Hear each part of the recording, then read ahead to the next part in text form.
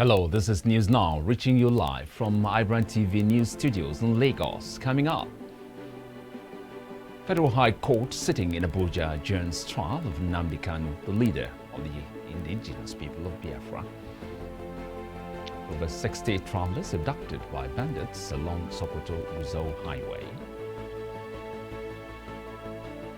Man attempting to stab Mali's interim president dies while in the custody of security services. Wildfires fueled by hot weather and strong winds spread across southern Europe.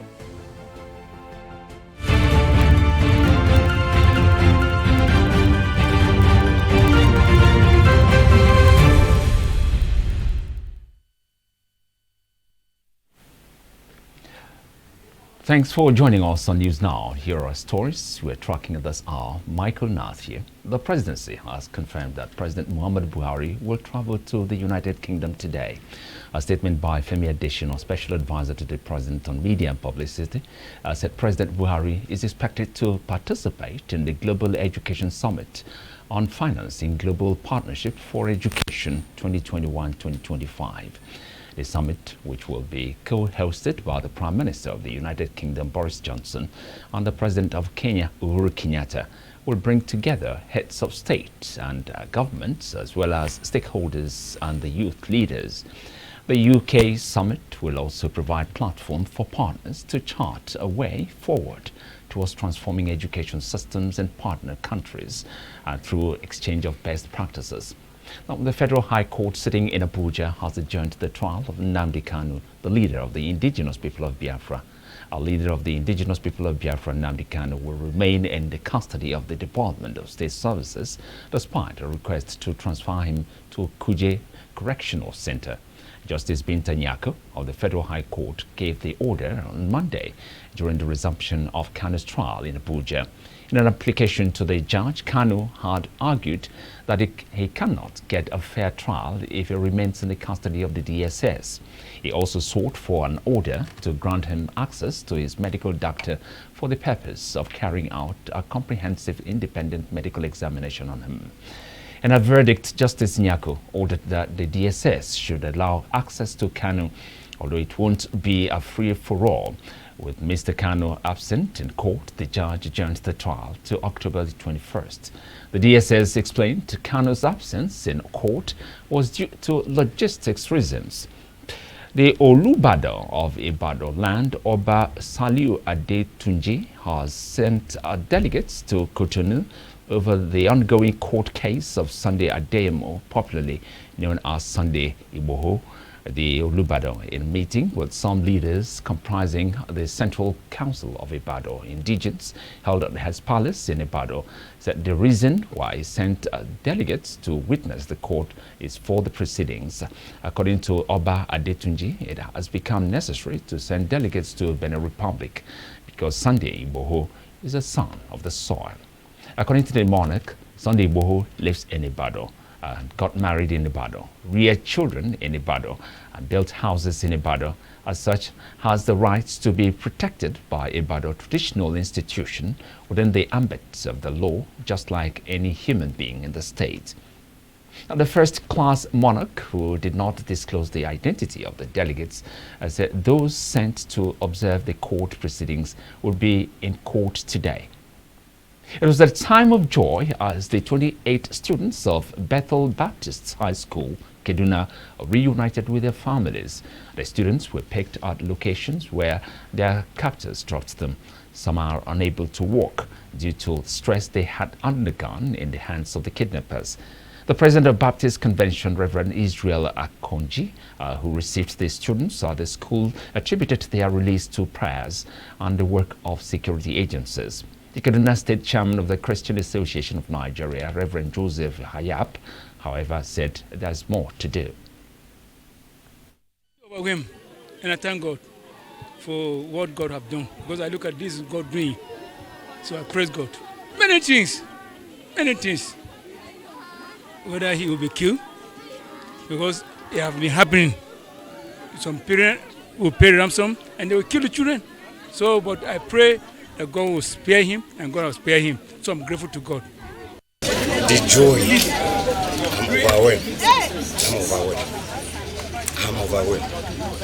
You know, this one was dead. You can see the grave. But this one was something that both the relations are nearly running mad. If you see the grave, you console yourself and hold. But this one is covenant. You cannot even thank God. We thank God. We thank God. There was no any. Okay, I don't know if they are done it in the media, the social media. I don't know where maybe the government played their part. But physically, morally, financially, physically, we do not even see. Benin descendants have asked the palace of the Oba of Benin to work with the state government to share ideals that will edify its sacred artifacts to better the lots of Edo people. They further reinstated that the Oba and the Edo people are two sides of a coin, hence they are inseparable. Now, Great Benin descendants also said they have also identified over 42 ethnic nationalities who have enthusiastically traced their roots to Benin.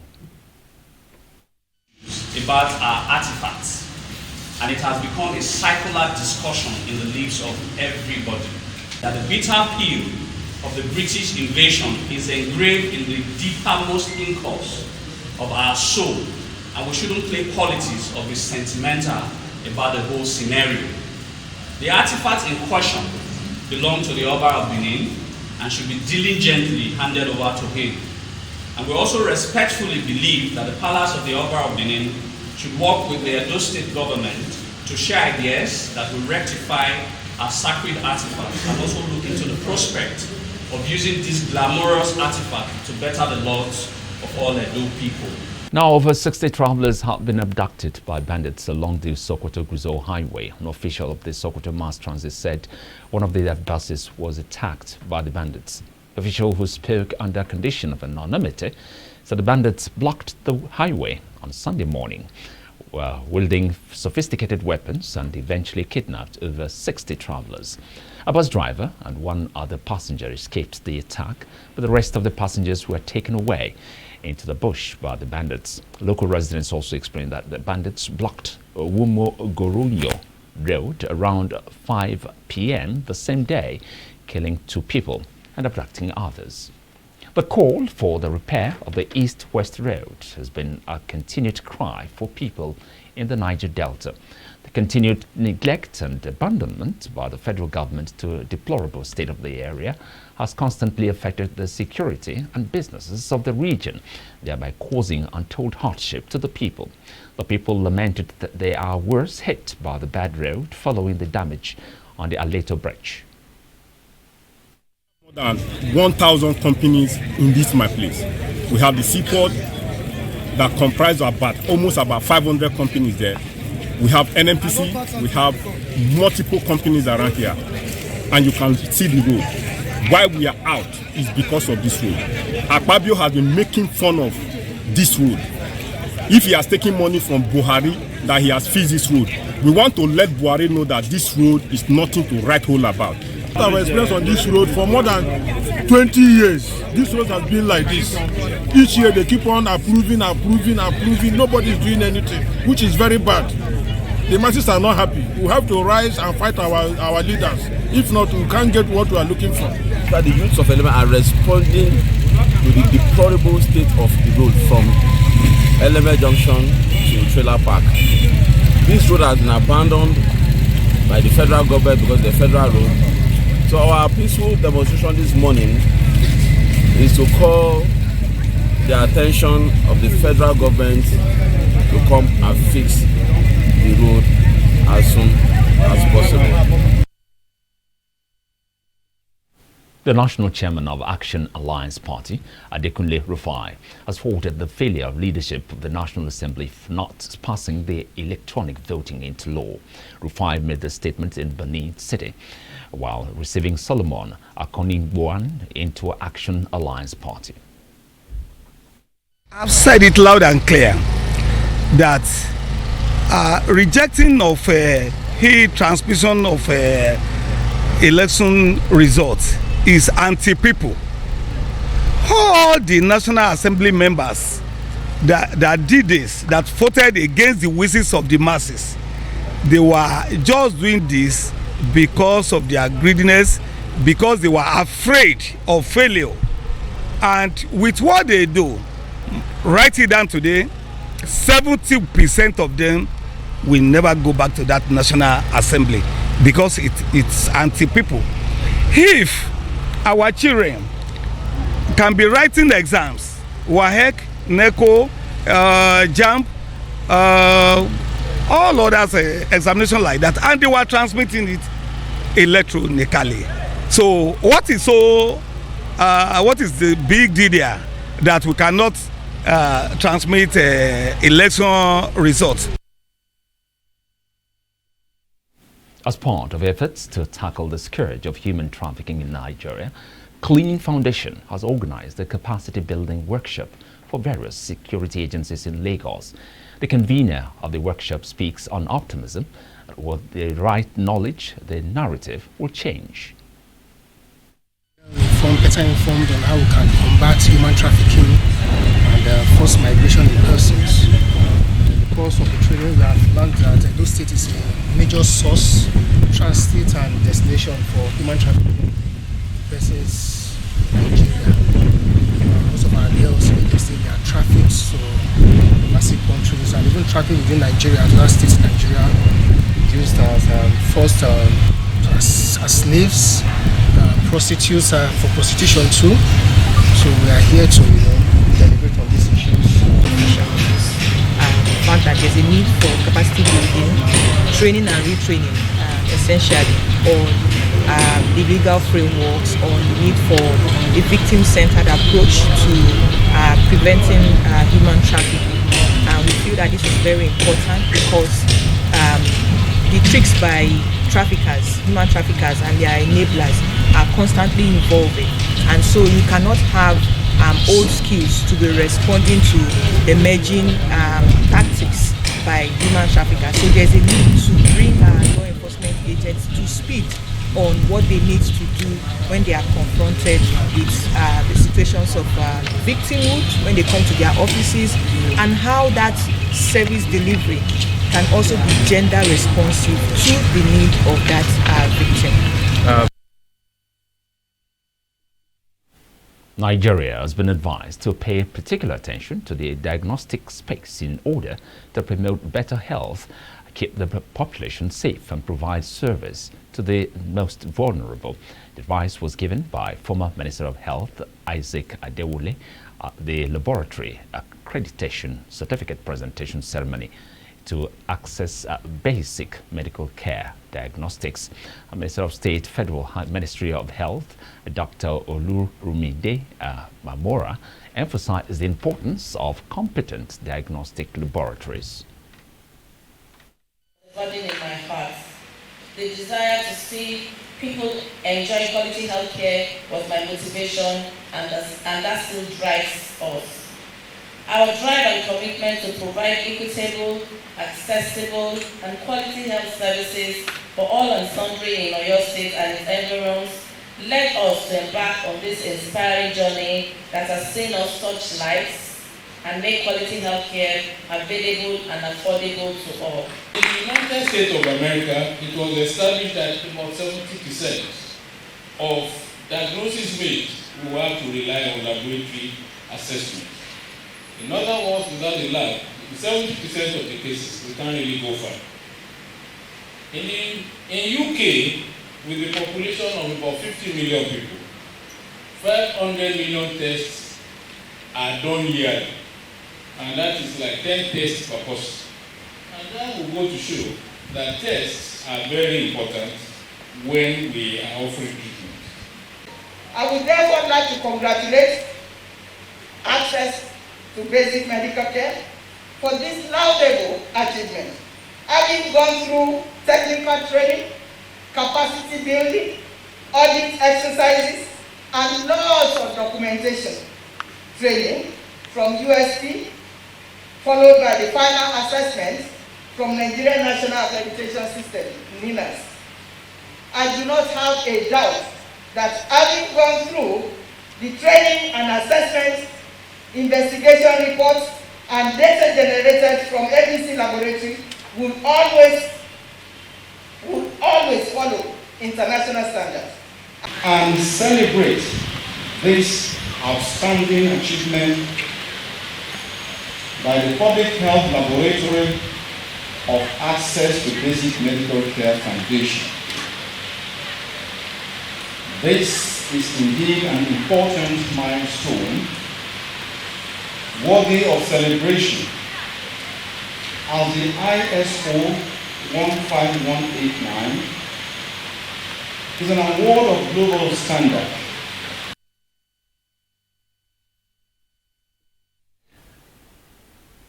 You're watching News Now from iBrandTV, Lagos. We'll take a break now and we'll come back, bring you more stories. Stay with us.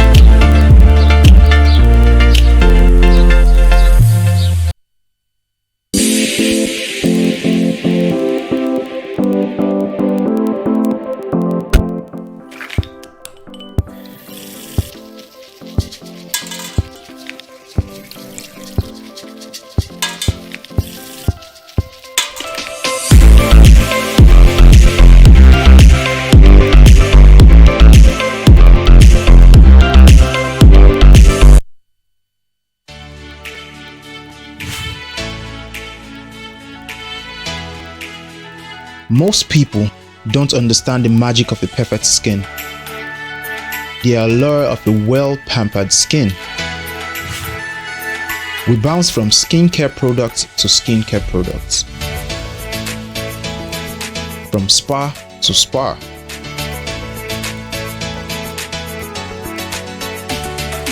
Looking for that ideal solution.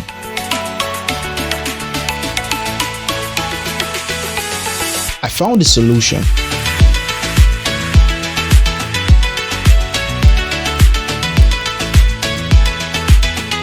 And it's Blemiville Skincare and Spa. My name is Neil, and I'm proud to be a part of the Blemiville family.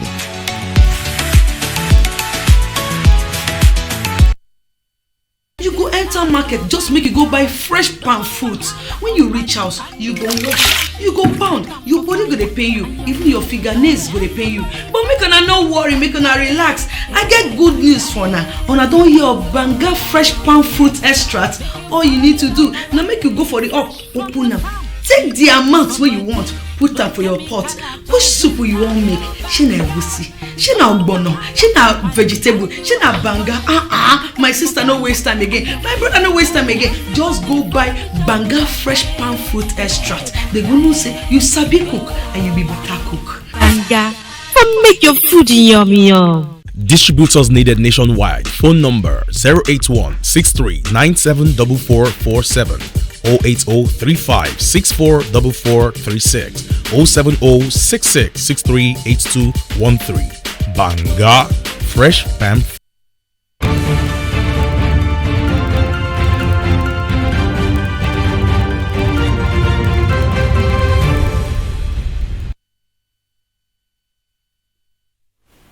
You're watching News Now from iBrandTV, Lagos. African News Now.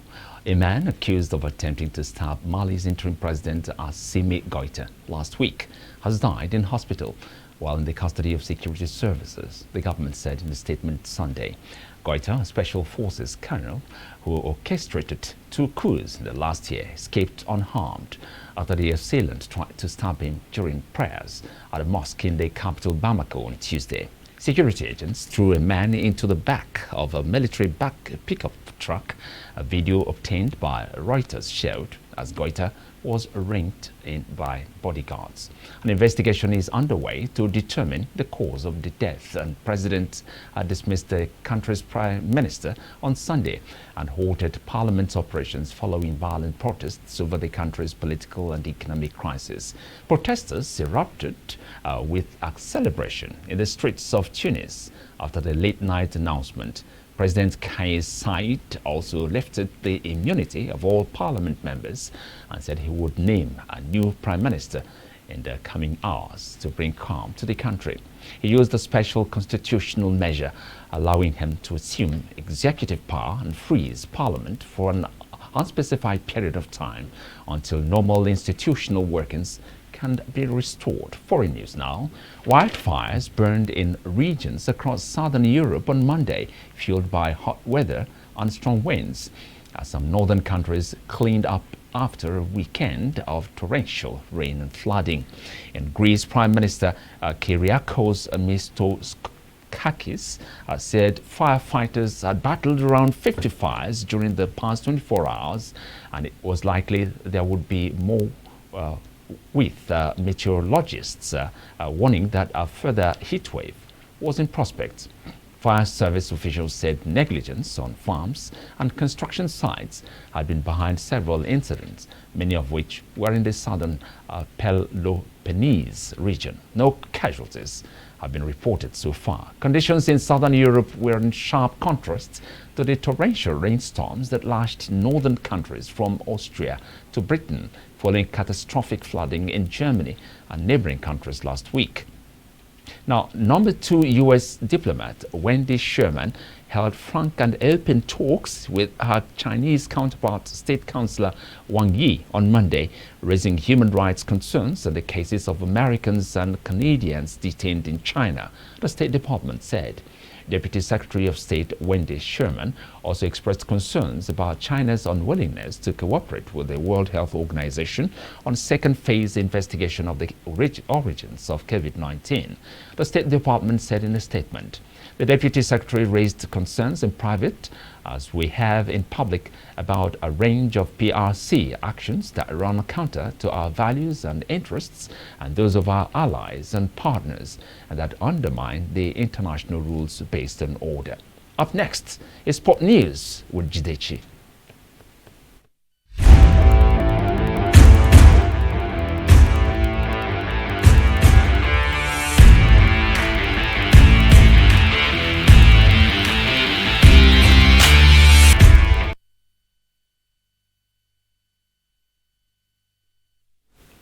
Welcome to the Sports Update. I am Jidechi Chibi. Now, Aston Villa, John Terry has left Aston Villa as assistant head coach to pursue his objective of becoming a manager. The former Chelsea and England defender joined Villa boss Dean Smith's coaching staff in October 2018 and helped Smith guide Villa to the Premier League promotion in 2019. Speaking on the decision to move on, Terry revealed that he wants to be as respectful to everyone at Aston Villa as much as he could. Terry, who was capped 78 times for England, won 5 Premier League titles, 5 FA Cups and the Champions League with Chelsea, and was in February 2021 linked with vacant positions both now filled at Bournemouth and Celtic. And Nigeria's Funke Oshonaike has made history for herself and the country as the first woman to enter the exclusive Club 7 of Olympians after receiving her award on Monday in Tokyo, Japan. The 46-year-old was able to accomplish what many athletes dream of not once but 7 times after Tokyo 2020 became her 7th successive appearance at the Olympic Games. The honor was bestowed on her by the International Table Tennis Federation (ITTF) in Tokyo on Monday. Oshonaike could only play one game in the Olympics on Saturday as she lost to Liu Huan of the United States in the women's single preliminaries in a game that ended 4-1. And that's all for now on Sports Update. Michael, it's all yours now.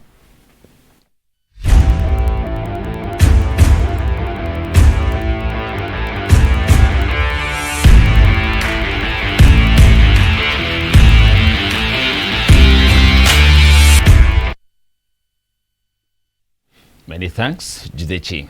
Up next is business news.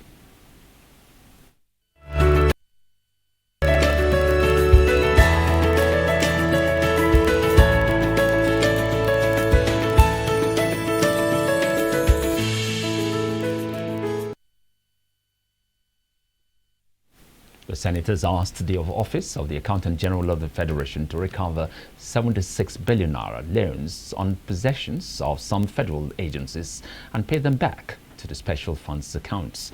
The Red Chamber also warned the Accountant General, Idris Ahmed, against further withdrawals from the account without approval of the National Assembly. The Senate took the decision after considering the report of its Public Accounts Committee on the 2015 report of the Auditor General to the Federation. The report presented penultimate week by the SPAC chairman, Senator Matthew Orohide, explained that the amount was taken as a loan from the special account and paid to some agencies sometime in January 2015. Some of the beneficiaries are the Independent National Electoral Commission, the Nigerian Army, Office of National Security Advisor, among others. The funds, according to the report, were drawn from the 25% husked rice levy, 1% comprehension import supervision schemes pool levy, a 15% wheat grain levy, and 10% rice levy. Stock trading on the floor of the Nigerian Exchange Limited rallied with a total gain of 75.50 billion naira last week, despite lower trade volumes occasioned by the public holidays on Tuesday and Wednesday. The NGX All Share Index closed 1.90% higher to 38,667.90 basis points on Friday from 37,947.18 barrels per day and the previous week, while the market capitalization rose to 20.15 trillion naira from 19.77 trillion naira. Investors' trading volumes dropped by 11.27% as 896.17 million shares worth 5.24 billion naira were traded in 11,714 deals last week from 1.01 billion shares valued at 10.92 billion naira in 17,297 deals the previous week. The financial services industry dominated trading volumes as banking firms saw 450.93 million units of their shares traded in 2,055 deals, and insurance companies recording a volume of 119.37 million shares in 786 deals. Now, the Central Bank of Nigeria has asked the banking public to disregard any report alleging insolvency in the Nigerian banking sector, insisting that the Nigerian deposit money banks and other financial institutions under its supervision are resilient, safe and sound. This was disclosed by the Apex Bank via a statement issued by the Acting Director Corporate Communications Department of the bank, Osita Wanisobi. And this happened in Abuja ahead of the Monetary Policy Committee meeting on Monday and Tuesday. In line with the bank's resolve to ensure adherence to prudential standards, Wanisobi stated that the CBN continued to monitor the activities of banks in order to ensure that no individual or institution breached the laid-down guidelines. He urged members of the banking public to take advantage of the services provided by banks, particularly intervention programs initiated by the CBN to enhance their economic status and contribute to overall national development. 100,000 small-scale rice farmers were enlisted to benefit from the federal government's Anchor Borrower scheme for the 2021 wet farming in Adamawa State.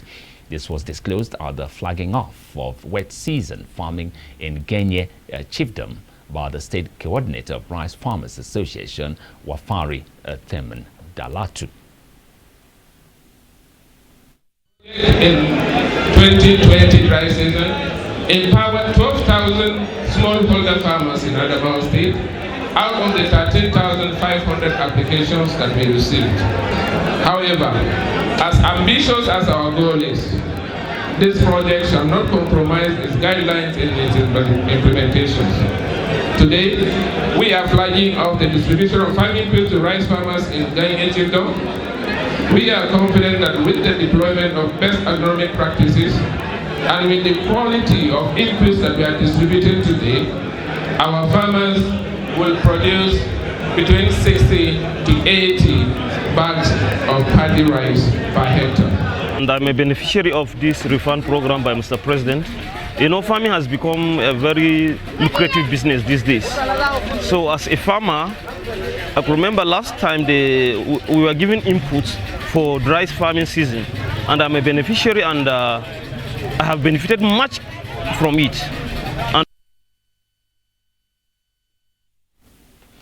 And it's a wrap on News Now on iBrandTV Lagos. Thanks very much for watching. I'm Michael Nath.